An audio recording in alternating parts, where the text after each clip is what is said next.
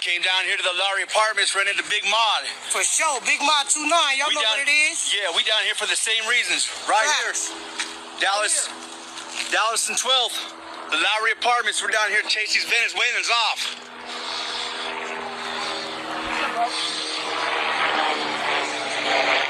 Oh, we don't know. We ain't from here. Look, we got another one right here. What's up, bro? Look, we're down here to fucking take our country back. We ready, homie. Ain't no question. Yeah, we ready out I'm here. rocking. You guys want to mob down or what? I got a megaphone in the car. What's your name, bro? I'm Big Mod, bro. Yeah, we down here. America's back down to take this shit back. Dallas, Texas. Yeah? For sure. Yeah. Venezuelan gangs. We're here to chase you off. This is our fucking communities. You want to see what gang violence is? We invented. Came down here to the Lowry Park. Alright, giving all praises, honors and glories unto Yahweh Bashim Yahushua Bashim Makakwadash. Double honors to the apostles and elders of Great Millstone that told me this truth that rule well. Shalom to the elect that scattered through the four corners of the earth. Alright, women and children. Alright, starting with the top men.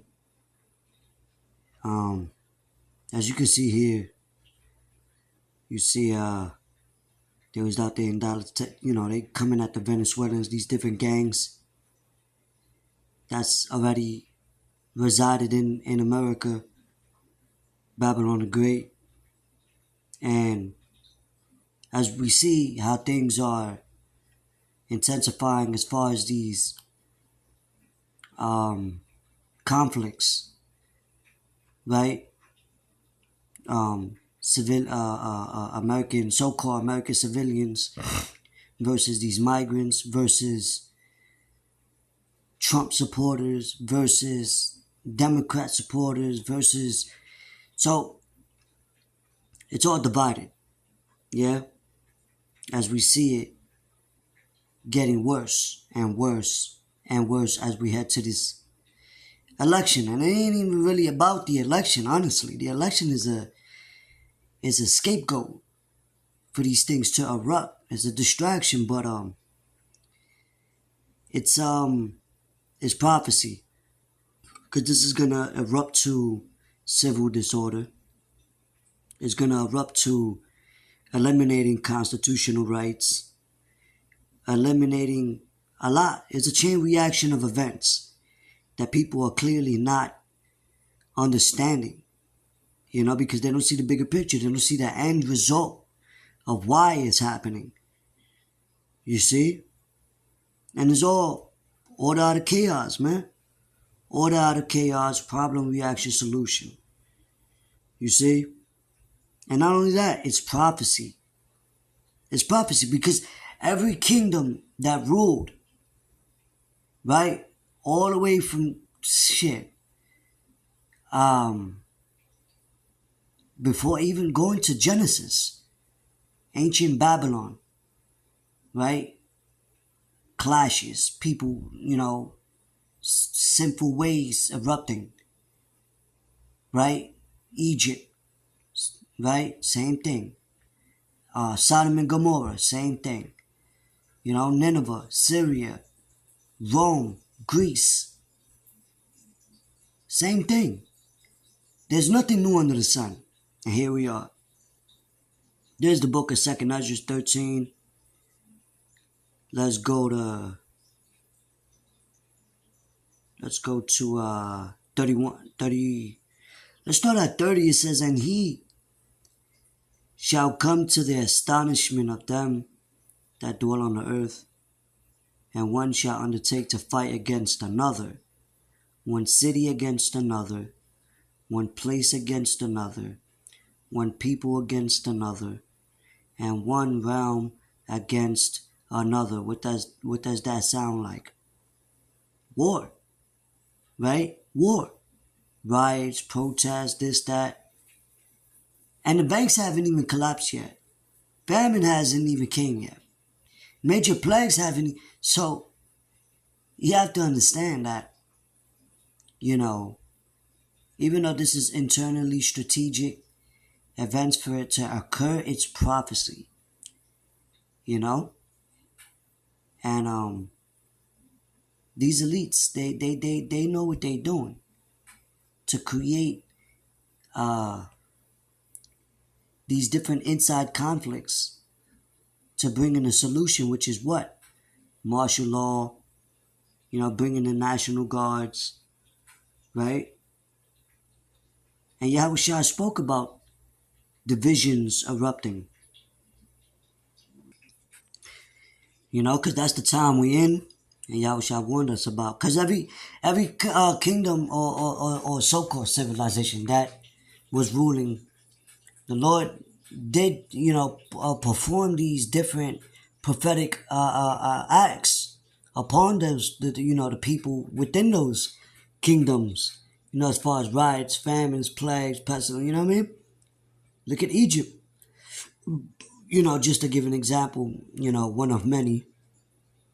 Right before the kingdom fell, it collapsed from the inside out like a house of cards. But let's get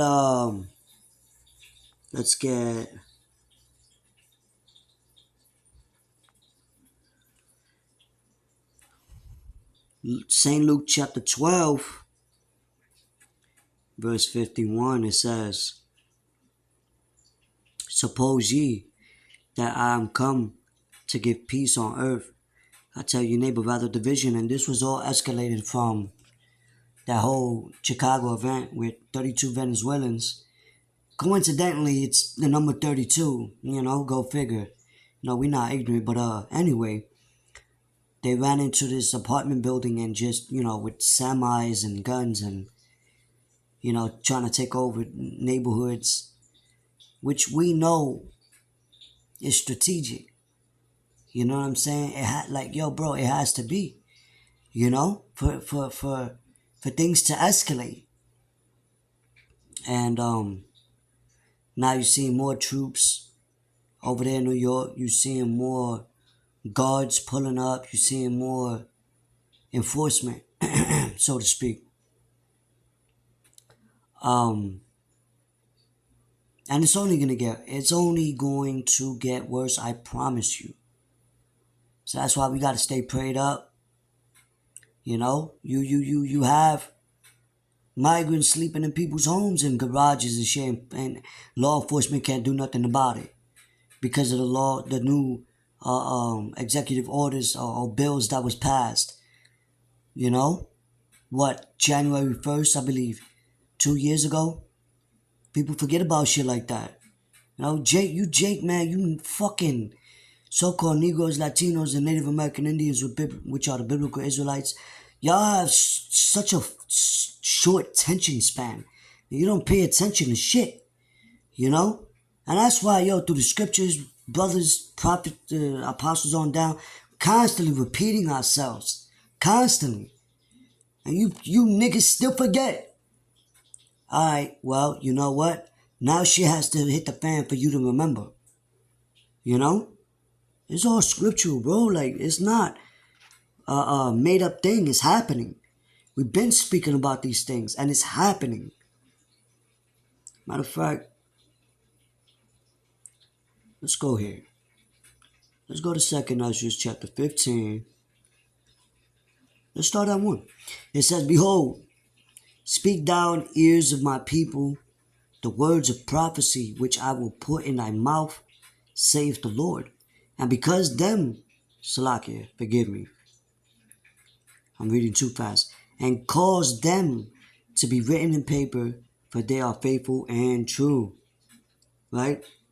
So everything that's happening was already spoken of. You know? Matter of fact, let's go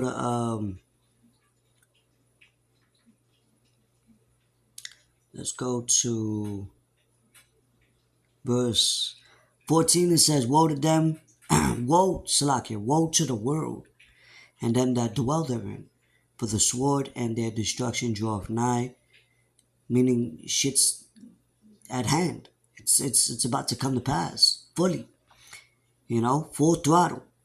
"And one people shall stand up and fight against another, and swords in their hands, meaning weapons, modern day swords, whatever weapon that can, guns, whatever, right? For there shall be sedition among men and invading one another. They shall not regard their kings nor princes, and the course of their actions shall stand in their power. And people are not caring no more about law enforcement, the government, or whatever the case. But that's only going to bring in more troops. See what I'm saying? Especially, let's not forget, especially when there's a bank collapse. I promise you. A bank collapse, famine, plagues, those are the major, and then it's going to just roll like a snowball effect. It's going to get bigger, and faster, You see? So this is why I would tell you, where's fucking IUIC warning about these things? Where's Wi-Fi, all these different groups that teach, oh yeah, you an Israelite. But where are you prophesying? How are you wanting the people to be mentally and spiritually prepared for Jacob's trouble? Because this is all Jacob's trouble. Spoken of in Jeremiah 30th chapter, round about the 6th, 7th verse. Jacob's trouble. All hell is about to break loose. Niggas worrying about football, baseball, BS, man. Right? Anyway, forgive me, I get hyped sometimes. Verse 17, a man shall desire to go into a city and shall not be able. That's lockdowns. For because of their pride, the city shall be troubled, the houses shall be destroyed, and men shall be afraid. A man shall have no pity upon his neighbor. People are not going to have pity upon each other real soon. Right? And spoil their goods because of the lack of bread and for great tribulation. Alright, so, now you got school shootings, now you got this shooting, that, like, people ain't understanding the cost, counting the cost, looking ahead, understanding that, people think shit went back to normal after 2020, 2021, 2020. But now it's going to be a different type of dramatic scene. Because it's all prophecy.